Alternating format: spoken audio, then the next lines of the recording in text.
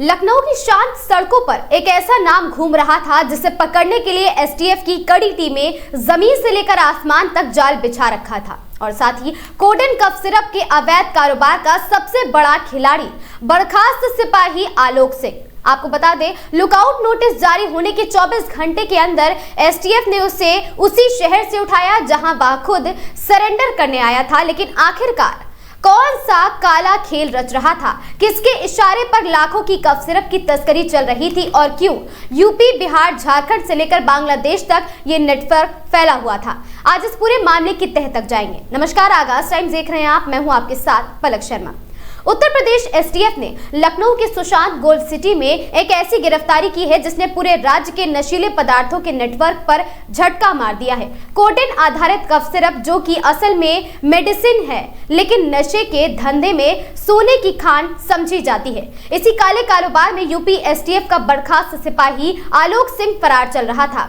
उसके विदेश भागने की इनपुट मिले थे। धनंजय सिंह जैसे बाहुबली नेताओं के साथ उसकी तस्वीरें भी सामने आई थी और जब मामला बिगड़ता दिखा तो उसने कोर्ट में आत्मसमर्पण की अर्जी डाल दी, लेकिन किस्मत ने उसका साथ छोड़ दिया। एसटीएफ ने टीम ने उसे प्लासियो मॉल के पास से दबोच लिया है। ये केस सिर्फ एक गिरफ्तारी नहीं बल्कि भारत के सबसे बड़े कोडेन नेटवर्क के पर्दाफाश की तरफ बढ़ता एक कदम है। एसटीएफ को कई महीने पहले एक इनपुट मिला कि उत्तर प्रदेश, उत्तराखंड, बिहार, झारखंड, असम, पश्चिम बंगाल और यहां तक कि बांग्लादेश तक कोडेन युक्त कफ सिरप की तस्करी का बड़ा रैकेट एक्टिव है। ये कफ सिरप डॉक्टर लिख कर देते हैं, लेकिन इसकी अवैध सप्लाई नशे के रूप में होती है।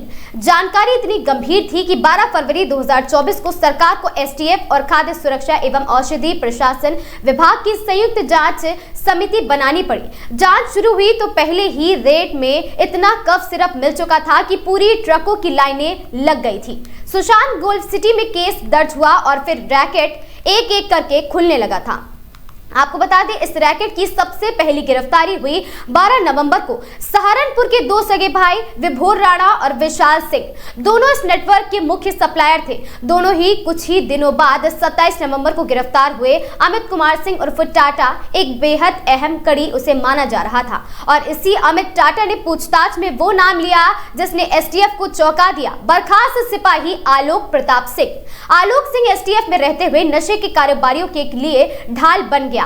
उस पर आरोप है कि उसने मेडिकल फार्मों के जरिए कोडेन सिरप की अवैध शिपमेंट को क्लियर करवाने में मदद की है। जांच में यह भी सामने आया कि शुभम जायसवाल नाम के एक व्यक्ति ने नेक सेहत वाली फार्म के नाम पर कई मेडिकल कंपनियां खड़ी कर दी थी, लेकिन असल में वे कफ सिरप की तस्करी को लेकर कानूनी चेहरा देने के लिए बनाई गई थी। उधर आलोक फरार था, उसके विदेश जाने की तैयारियों का इनपुट मिल रहा था, इसीलिए एसटीएफ ने तुरंत लुकआउट नोटिस जारी कर दिया। नोटिस के बाद आलोक घबरा गया और लखनऊ आया, वकील से मिला और सीजेएम कोर्ट में आत्मसमर्पण की अर्जी तक डाल दी। लेकिन एसटीएफ पहले से ही प्लान कर चुकी थी कि जैसे ही आलोक प्लासियो मॉल के पास पहुंचा, टीम ने उसे घेर कर वहीं गिरफ्तार कर लिया। अब एसटीएफ की जांच सिर्फ आलोक तक सीमित नहीं है। कई राज्यों में फैला यह नेटवर्क मेडिकल फर्म और साथ ही फर्जी बिलिंग, अवैध सप्लाई और बड़े बड़े नामों की मिलीभगत, सबकी परतें खुलने वाली है। इस केस में नेताओं, कारोबारियों और पुलिस कर्मियों की संलिप्तता पर भी जांच जारी है। पंजाब से बांग्लादेश तक फैला यह कफ सिरप नेटवर्क एक मल्टी कोर ऑपरेशन माना जा रहा है। एसटीएफ के अफसरों के मुताबिक यह मामला सिर्फ तस्करी नहीं बल्कि संगठित नशा व्यापार का एक मॉडल है, जिसमें लाइसेंस, फर्जी कंपनी, बड़े सप्लायर और साथ ही सरकारी सिस्टम की खामियां सब मिलाकर इस अवैध व्यापार को चलाते रहे हैं। आलोक सिंह की गिरफ्तारी इस पूरे रैकेट का पहला बड़ा झटका है। सबसे बड़ा सवाल यह है, एक बर्खास्त सिपाही जिसे कानून के सबसे ज्यादा समझ होनी चाहिए, वही इस नशे के खेल का सबसे बड़ा हिस्सा बना कैसे? क्या वो सिर्फ मोहरा था या खुद मास्टरमाइंड की एक परत?